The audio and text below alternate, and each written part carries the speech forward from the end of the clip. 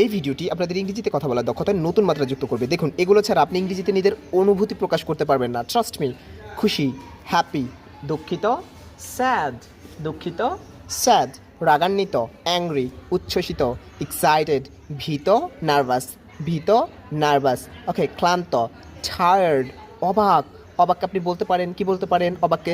Surprised, বিভ্রান্ত, confused, গর্বিত, proud, proud, একাকী, লোনলি, আশাবাদী, হোপফুল, অসহায়, হেল্পলেস। তারপর যদি বলতেন অপরাধ বোধে ভোগা, এরকম যদি কেউ থাকে তাহলে গিলটি বলেন, আমি গিলটি ফিল করছি, অপরাধ বোধে ভুগতেছি, লজ্জায় পড়া, অ্যাম্বারাসড, অ্যাম্বারাসড, লজ্জিত, অ্যাশেমড, বিরক্ত, বোর্ড, আরাম বোধ করলে রিল্যাক্সড, ঈর্ষান্বিত, জেলাস। আপনার কোন বন্ধু আপনার প্রতি জেলাস তাকে কমেন্টে জানান।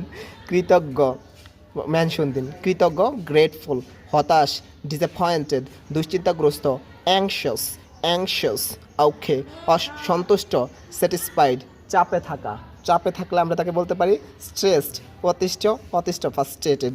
ওকে, মর্মাহত, আপসেট, ভীত, স্কেয়ার্ড। ওকে, অ্যান্ড এই মুহূর্তে আপনার অনুভূতিকে সেটা জানান কমেন্ট সেকশনে। Thank you.